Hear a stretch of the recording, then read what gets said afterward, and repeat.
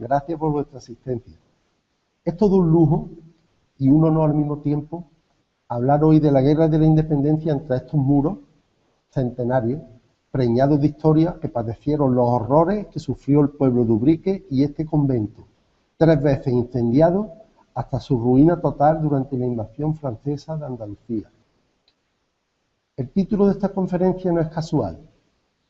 Ha sido cuidadosamente elegido por 2 razones. La primera, porque decir la guerra de la independencia en Ubrique suena muy soso, no atrae a la gente. La segunda, para despertar el interés de los que estáis aquí en la sala y animaros a asistir. La segunda, con la intención de provocar a los estudiosos, a los conocedores de la Revolución Española de 1808, que al leerlo pensarán que yo estoy posicionado claramente en uno de los bandos que luchaban sobre esta tierra en 1810.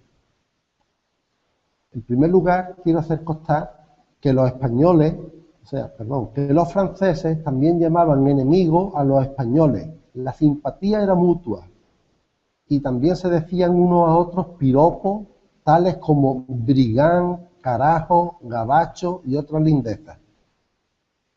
Hoy día hay un movimiento creciente, una especie de síndrome de Estocolmo, como si hubiera que rehabilitar a los perdedores de esta guerra, a los afrancesados, reivindicando la bondad de sus ideales y tratando de desacreditar como cavernícolas, retrógrados, inmovilistas, a los patriotas y a los que los dirigían. Y no era así, al menos en su totalidad. Hubo personas bien intencionadas en los 2 bandos que buscaban para su país lo que creían mejor y lo defendieron lo mejor que pudieron, con su hacienda, su esfuerzo personal e incluso con su vida y la de los suyos. La historia es como es y no podemos aplicarle los filtros que a día de hoy nos permite saber lo que pasó después y durante los 200 años posteriores para hacer un revisionismo histórico que no es más que historia ficción. Mirar los acontecimientos en los que se vieron implicados nuestros tatarabuelos con un espejo retrovisor, con la mirada de alguien del siglo XXI que, como en una especie de máquina del tiempo, intenta trasladarse a 1810. Se dice que el rey José hubiera llevado a España a la modernidad y eso hubiera evitado las luchas civiles que ensangrentaron todo el siglo XIX español y la primera mitad del siglo XX. Pero quienes así razonan no tienen en cuenta una variable, y es que el rey José tenía un hermanito, del que él era solamente un títere. La guerra de la independencia, además de una guerra contra los franceses que invadieron nuestro territorio, fue también una guerra civil. Además de enfrentarnos con el ejército francés, hubo un enfrentamiento entre españoles de distintas ideas. Unos españoles son conocidos como patriotas, otros como afrancesados o juramentados. También fue una guerra alentada y promovida por la Iglesia, que tenía gran ascendiente sobre la población. Una guerra europea que se libró en suelo español, con los consiguientes perjuicios para España. Todo lo que se destruyó, toda la población que murió, toda la industria que desapareció, era la española, claro, aunque luchaban aquí gente de toda Europa, pero en sus países no sufrieron la devastación y la ruina que ocurrió sobre nuestro territorio. Había un ejército aliado compuesto por ingleses, portugueses y españoles, que luchaban contra un ejército imperial de franceses, belgas, polacos, italianos, alemanes y otra nacionalidad muy larga, 6 años, que trajo la ruina y la miseria a todo el país. Voy a saltar un poquito de lo que es sobre la guerra y vamos a entrar más en materia en la zona nuestra ya. No voy a hacer un análisis de la guerra de la independencia en Ubrique porque no me corresponde y porque hay personas en el pueblo mucho más autorizadas que yo para hacerlo. Me voy a limitar a contar algunos hechos puntuales ocurridos en el rol del paso entre el campo de Gibraltar, el resto de la serranía de Ronda, la Campiña y la línea del Guadalete, desde donde se podía amenazar al ejército y amenazar en un corto espacio de tiempo el entorno de Sevilla, hizo que tanto unos como otros estuvieran muy interesados en controlar Ubrique y su zona de influencia. La verdad es que los franceses nunca lo consiguieron, a pesar de intentarlo en múltiples ocasiones. Los alistamientos voluntarios o forzosos de los hombres en edad de trabajar, con la consiguiente disminución de mano de obra local y la presencia de tropas de distintos signos, además de partidas de guerrilla, con las correspondientes exigencias forzosas de alojamiento, raciones alimenticias para hombres y caballos y las contribuciones extraordinarias de guerra, llevaron a la ruina, a la miseria y al hambre a la población de este pueblo. La sierra se llenó de emigrados, desertores, dispersos, bandidos y ladrones. Los efectos colaterales fueron de todo tipo, como ejemplo voy a contar la dificultad que tenían los jornaleros agrícolas, los hortelanos y los agricultores de Ubrique por la falta de herreros en el pueblo, que eran los que fabricaban las hoces, los arados y demás utensilios para el trabajo agrícola. El Ayuntamiento de Ubrique, en 28 de junio de 1809, solicita a la Junta que, si las circunstancias lo permiten, que se conceda licencia a los armeros Bartolomé y José Romero, Fernando del Canto y Luis Marín, que están en la Real Maestranza en consecuencia a la Real Orden de 19 de enero último, por razón de hacer falta en el pueblo para habilitar a los labradores de instrumentos de labranza y armas de fuego, y también a las dos compañías de urbanos, porque Ubrique había formado dos compañías de urbanos patriotas para defender el pueblo, si hacía falta.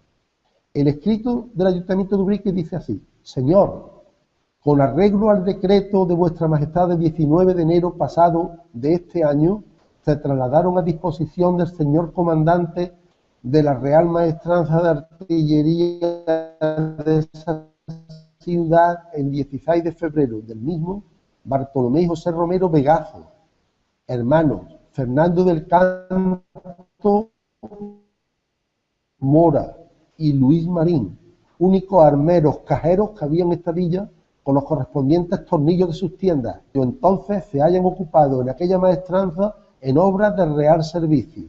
Los referidos maestros son los únicos que proveen a este pueblo y sus labores de todo lo necesario para sus trabajos y faenas, y con motivo de no estar en uso sus tiendas, padecen estos ramos notable perjuicio, especialmente estándose en la recolección de sementeras, para cuya siega necesitan estos trabajadores de las hoces precisas que ellos mismos construyen y fabrican, no siendo de poca importancia el proveer de armas de fuego y blancas a las dos compañías de urbanos erigidas en esta villa por orden de Vuestra Majestad, que carecen de ellas para cualquier caso que se pueda presentar.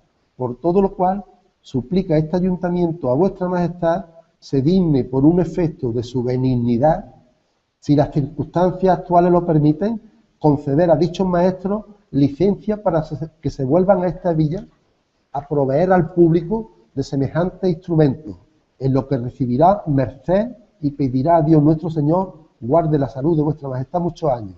Ubrique, 28 de junio de 1809. Lo firman Antonio Vicente Lovariña, Antonio Carrasco, José Pascual Gómez, Vicente Romero, Mariano Barrera, Miguel Domínguez, Juan de Luna. Muchos de esos apellidos os sonarán de gente de Ubrique actual.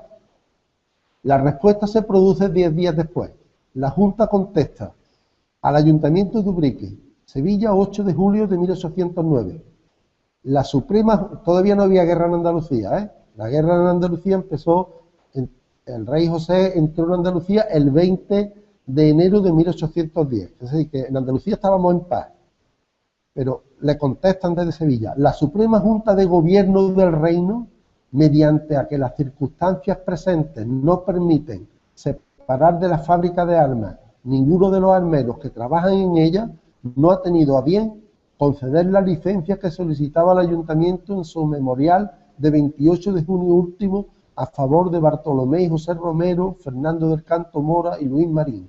Lo aviso a Usía de real orden para su inteligencia y gobierno. Así que se las tuvieron que componer como pudieron para recoger las cosechas, porque los herreros ubriqueños se quedaron en Sevilla al servicio de la Junta de Gobierno.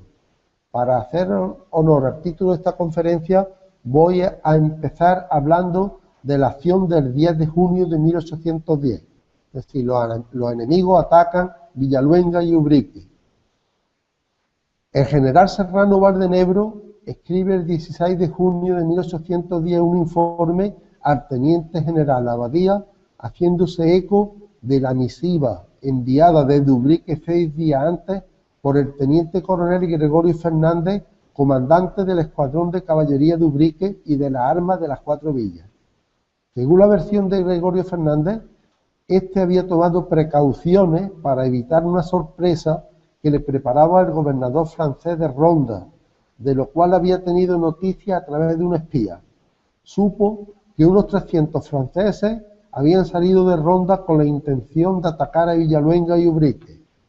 Contaba con una fuerza de 160 hombres del regimiento provincial de Ronda al mando de su sargento mayor don Antonio Avilés y con 30 paisanos comandados por el patriota don Miguel López de Ubrique. Los colocó apostados en los diferentes puntos por donde deberían entrar los franceses. A eso de las 7 de la mañana se principiaron los fuegos de una y otra parte que se sostuvieron hasta las 12 del mediodía. Los enemigos fueron rechazados más de media legua. Tuvieron varios muertos, entre ellos un oficial que fue muerto por el cadete don Diego Dozal del escuadrón de Ubrique. Se cogieron tres prisioneros y uno de ellos declaró que solo de su compañía habían muerto más de 60 hombres. A la 1:30 recibieron refuerzos los franceses y se continuó el ataque, pero ante la superioridad francesa se retiraron los paisanos y el provincial de Ronda se dirigió a las alturas, es decir, una retirada con orden. Los franceses se hicieron dueños de Ubrique, incendiaron las casas capitulares, ayuntamiento, y un molino, y mataron 3 paisanos que encontraron en el molino. En ese momento llegaron los patriotas de Benaoján, mandados por José Aguilar, y otra partida de Cortes, con cuyo auxilio se volvió a renovar el ataque. Se les desalojó completamente de Ubrique y aunque se les intentó hacer prisioneros, no se consiguió. Se consiguió librar al pueblo de ser incendiado en su totalidad. Fernández envía este informe el mismo día 10 al anochecer. Es un informe provisional, pero ya tenía datos. Hace un primer balance de sus bajas, cifrándolo en unos 10 muertos y 8 heridos. Por las noticias que tiene, las pérdidas francesas son cuantiosas. Previamente al ataque, había mandado retirar los potros y caballos endebles a un punto de seguridad. Dice que los oficiales y tropas se han conducido con el mayor valor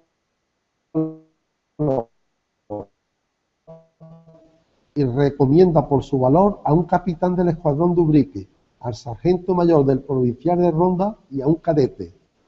Entre los paisanos destaca el comportamiento en combate de Miguel López de Ubrique y a José Aguilar de Benaoján, que por haber llegado con oportunidad salvó el pueblo. Dice que en cuanto tenga noticias individuales de los que se hayan señalado, los propondrá para un merecido premio.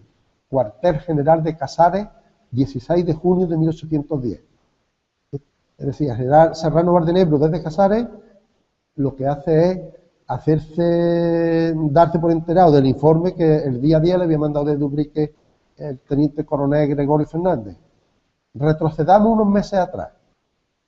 A la vista de los recibimientos hechos al rey José en Córdoba, Sevilla, Ronda y todos los pueblos por donde pasó él o su ejército, los franceses no podían sospechar la situación de rebelión, de abierta hostilidad que iban a encontrar en la serranía. Cuando hablo de serranía me refiero a las actuales de Málaga y Cádiz. La oposición a su presencia se produce desde el primer momento y mientras más soldados vienen a la zona, más fuerte es la oposición de la población, contrariamente a lo que suele suceder en cualquier sitio, que no sea esta tierra nuestra, donde la relación de fuerzas de ocupación versus resistencia de la población es una regla de tres directas y debería ser inversa. Aquí, mientras más soldados, más rebelión, más resistencia, y estamos hablando de pueblecitos, casi todos menores de 1000 habitantes, y de otros un poco mayores, pero de poca consideración. El único grande, Ronda, abrió sus puertas y las mantuvo abiertas durante 2 años y medio. El comportamiento era parecido al fanatismo. Eran comportamientos colectivos del vecindario de a pie, de la población en masa, lo que los franceses no tardaron en calificar de una sublevación generalizada. Los franceses se dan cuenta de que la sierra es un polvorín, un lugar que nunca consiguieron doblegar. El comportamiento de los habitantes de la sierra, a nuestros ojos, fue un comportamiento irracional, sin ejército, sin armas, diseminado en pequeños núcleos de población, sin riquezas que defender, sin agresión directa en un principio. Se lanzan al monte y arriesgan su hacienda, vida y la de sus familias, cuando en Andalucía entera recibían al rey en olor de multitud. Para José fue un baño de multitudes. Fue la primera vez que se sintió rey desde que llegó a España, en Andalucía, en una tierra que tanto se parecía a su reino de Nápoles. Los serranos sacan las espadas y enseñan los dientes al mismo José cuando se alojaba en Ronda, a cuya iglesia principal concedió la categoría de colegiata en agradecimiento al buen trato recibido. Los jefes militares españoles se dan cuenta del odio a los franceses que se respiraba en la sierra y conocen el poder bélico de unos pueblos favorecidos por una geografía montañosa que facilitaba la defensa. El comandante militar del campo de Gibraltar sabe que este patriotismo disperso y sin coordinar no tiene mucho futuro, y por eso desde el principio intentan militarizar la zona y organizar la resistencia. Para esta misión selecciona al brigadier González Peinado, un jiennense de 44 años, un hombre de gran experiencia. A los pocos días de la invasión de Andalucía extiende un documento que dice: concedo libre y seguro pasaporte al don Francisco González para que con un teniente coronel y varios oficiales pase a los pueblos de la serranía de Ronda y demás de esta comandancia general, y puntos que convengan, a fin de activar la saca de gente útil para la formación de partidas de guerrillas que persigan a las de los enemigos, cuya misión le he conferido. El brigadier se pone en marcha acompañado de un teniente coronel, 5 oficiales y un cura, el párroco de Algeciras. Entran en la sierra y empiezan a reclutar a los vecinos de los pueblos, que están muy decididos, pero las autoridades no tanto.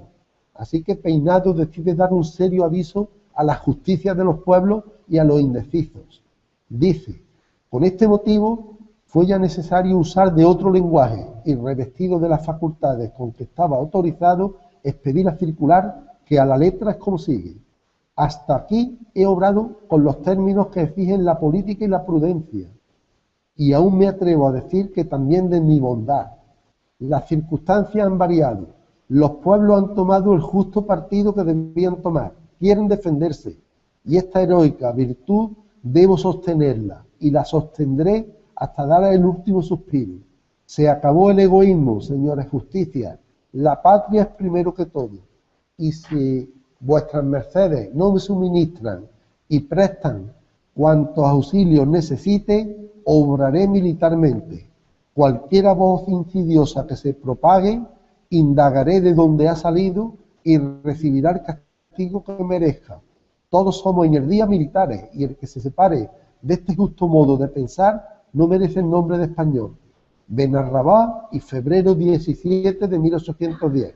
Y todavía no hacía ni un mes que José había invadido Andalucía con un gran ejército. Francisco González. Esta proclama surtió efecto porque pasados unos días escribe: esta medida produjo los mejores efectos, cortando de una vez para en adelante el que se repitiesen iguales escenas. El gobernador inglés de Gibraltar, o sea, al gobernador inglés de Gibraltar le interesa que se fomente un gran movimiento guerrillero en una zona tan cercana, pues le servirá de pantalla protectora frente a un probable ataque. Así que pone medios para fomentar y apoyar este movimiento. 2 días más tarde enviará a González, o sea, 2 días más tarde, el gobernador inglés manda 2 oficiales con el mismo fin. Se trata del capitán Cawley, yo lo voy a leer tal como se escribe. Los que sean aquí de inglés, miran que algo se dice Coli, ¿no? Cawley con C de casa se escribe. Y el teniente Mitchell. Pero retrocedamos un poquito más en el tiempo.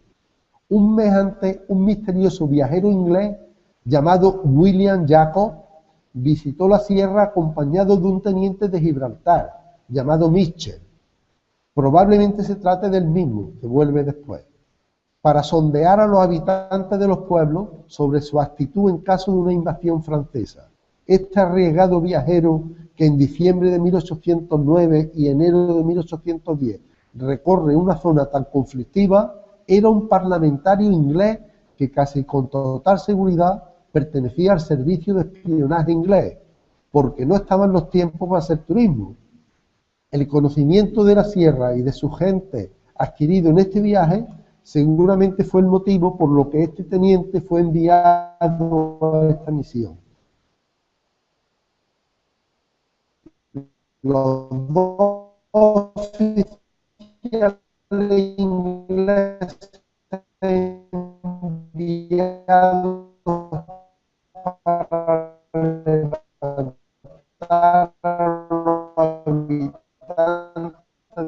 de los pueblos serranos reclutan una partida en Jimena y se presentan en ubriques imperiales. Así que en esta temporada tenemos ya, en esta temprana fecha tenemos ya unas primeras partidas españolas. González Peinado e inglesas, Cawley y Mitchell. Y estas novedades llegan inmediatamente a oídos del Estado Mayor del Mariscal Soult, que era el virrey. Soy, para que usted me conozca, el edecán del general de la plaza, mi apellido Cawley y mi graduación es capitán. Tengo la relación y facultades de mi general para cuanto usted necesite. Yo sigo reuniendo muchísima gente. Daré a usted parte de todas aquellas cosas que más interesen. Y usted podrá hacer lo mismo. En esta inteligencia usted puede disponer de cuanto alcancen mis facultades. La situación es la siguiente. Se ha alertado a los pueblos. Los habitantes han respondido de manera decisiva y masiva. Este potencial no es nada si no tiene armas y municiones. Los instigadores tienen que dotarla de lo que necesiten para convertirse en partidas con capacidad de ataque. Si no, el trabajo realizado no tiene sentido. El teniente general Jacón acude al general Eguía, secretario del despacho de la guerra. El Consejo de Regencia, Cádiz, que es donde estaba el gobierno de España, aprueba el día 14 de marzo el envío de 1000 fusiles, municiones y otros efectos. El general Campbell, el gobernador de Gibraltar, se adelanta a la regencia y hace un primer envío de los serranos el 10 de marzo. Inmediatamente se notan los efectos de esta inyección de fuerza. Los serranos toman ronda, sin disparar un solo tiro. ¿Cómo es eso? ¿Cómo es que toman ronda una ciudad tan fuerte, amurallada y tan bien defendida, sin guerrear? Veamos cómo sucedió. González escribe al gobernador de Ronda y, como en una partida de póker, lanza un farol. En este caso da resultado. Le dice: señor comandante francés, 6.000 patriotas serranos y 2.000 soldados veteranos que tengo el honor de mandar están decididos, y yo con ellos, a vengar los ultrajes cometidos por las tropas de vuestro emperador en esta serranía. Soy militar y las leyes de la guerra me obligan a manifestaros vuestro peligro. Todos los puntos por donde pudierais retiraros de esta ciudad de Ronda están tomados. Si no os entregáis prisionero con vuestra tropa, sin remedio seréis pasados a cuchillo. Ronda. Los franceses se creen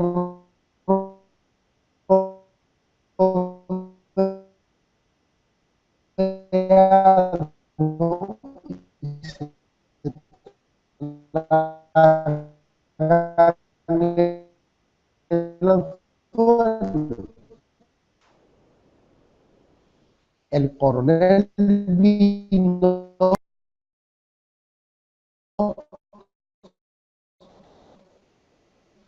gobernador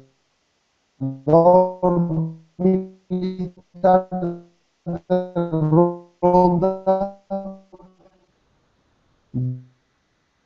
Había gran cantidad de ladrones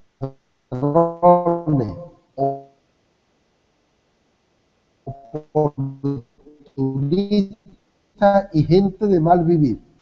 El saqueo, el vandalismo y los atropellos. Leo ahora un texto. Los serranos tenían incendiados los archivos públicos, amenazando las llamas consumir la población, y los presidiarios, desertores y forajidos que con ellos se mezclaron, amparados del horror y la confusión, se habían entregado a todo género de maldades, robando cuanto se les ponía por delante, exigiendo cantidades de los miserables habitantes que, aturdidos, se encerraron en sus casas. Ahora va a ver lo que hacían los ingleses. Los españoles ya hemos visto que tomaron Ronda, aunque fue una toma circunstancial de muy pocos días. El capitán Cauley y los suyos no se quedan quietos tampoco. Realizan diferentes acciones ofensivas en marzo de 1810, entre ellas la más importante fue el ataque sorpresa a Arcos de la Frontera. Las dos ciudades grandes que había en la sierra, Ronda y Arcos, estaban en manos francesas, pero es lógico, lo que a ellos les interesaba dominar sobre todo. Ese ataque fue la noche del 26 de marzo. Dispone Cauley de 300 patriotas y quiere atacar a una guarnición de 500 soldados de cazadores a caballo. Por eso idea atacar a medianoche, cuando los franceses duermen confiados, sin sospechar un ataque, ya que no había en la zona fuerzas españolas capaces de hacerlo. Cauley y los suyos, recordemos que había muchos ubriqueños alistados, salen del bosque a más de 20 kilómetros de Arcos y después de varias horas de caminata nocturna se acercan en silencio a Arcos sin ser detectados por los franceses. Después de cruzar el puente sobre el río Guadalete, los centinelas dan la voz de alarma, pero los guerrilleros ya están dentro del pueblo. Avanzan por la corredera a tiro limpio y el coronel Bonnemain, el que un mes más tarde destruyó Montellano, toca retirada creyéndose atacado por un enemigo más poderoso.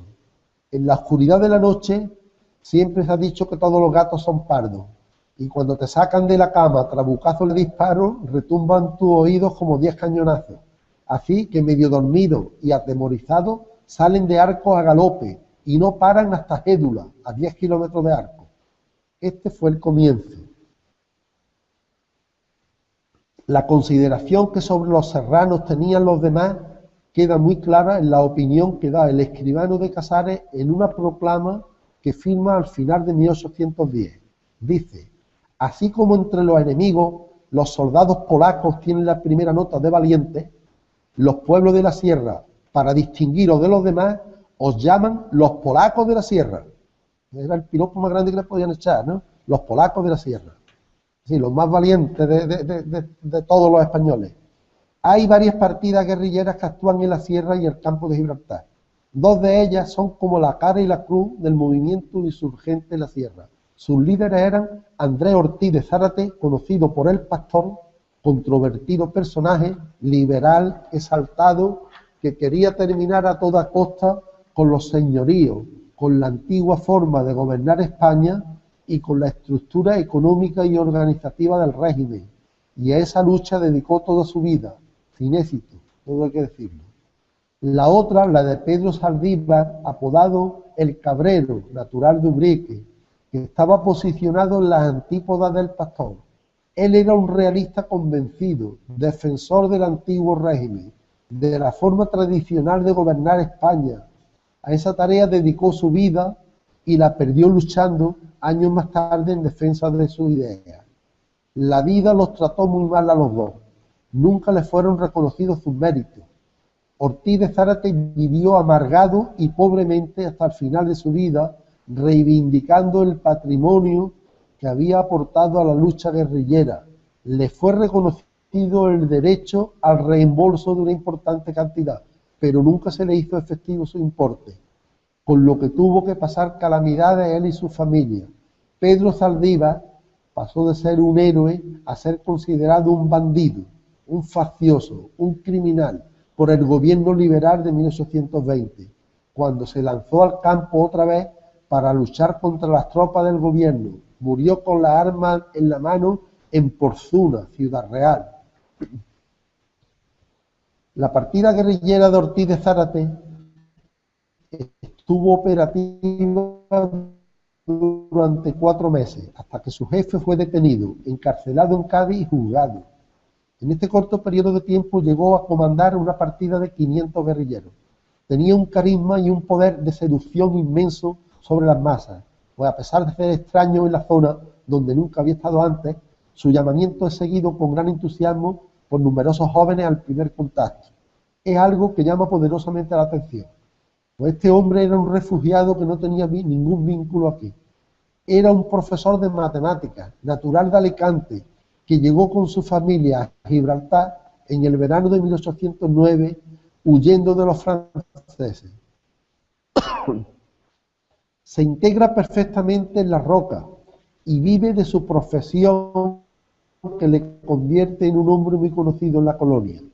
Fue autorizado a acompañar a Caurey y Mitchell como secretario e intérprete.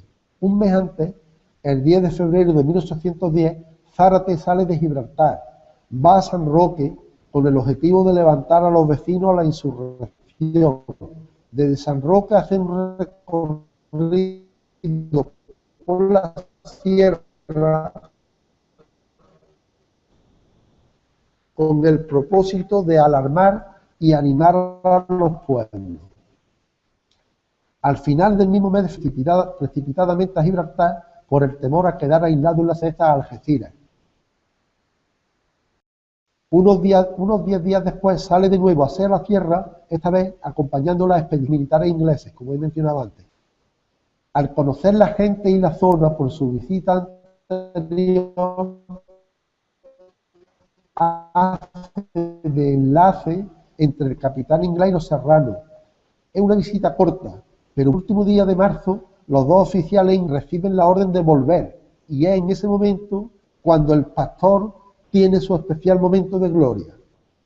El comandante general Adrián Chacón otorga un nombramiento a Zárate en estos términos: en atención al influjo que tiene sobre los paisanos y dispersos y al ardiente celo y patriotismo que en todas ocasiones ha manifestado usted, según han informado los dos citados comandantes ingleses, es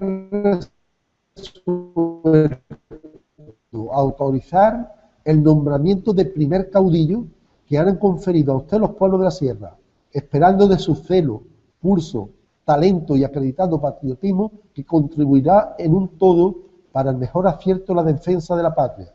Es decir, ya lo tenemos nombrado primero por aclamación de todos los pueblecitos de la sierra y luego con un reconocimiento oficial del capitán general, primer caudillo de la sierra. Ya lo tenemos encumbrado, subido a la parada oficialmente nada menos, bueno, como he dicho antes, como primer caudillo, título que ya de facto le habían otorgado los pueblos. A partir de este momento, comienza una lucha interna entre los distintos jefes de las varias facciones que en la sierra peleaban contra los franceses, a saber, Ortiz de Zárate, el brigadier González y el jefe de escuadra Serrano Valdenebro. Lo que vulgarmente se dice, demasiados jefes pero tampoco indios. A los pocos días, el gobierna una partida de 250 hombres que va aumentando a su paso por Jimena, Ubrique y Grazalema. A principios de abril mantiene su primer encuentro serio con los franceses en Grazalema. Obliga a retirarse al regimiento 43 de infantería de línea procedente de Ronda y le ocasiona numerosas bajas. Ortiz de Zárate se cree después de este triunfo que es rey del mambo. En la sierra y aumenta considerablemente el número de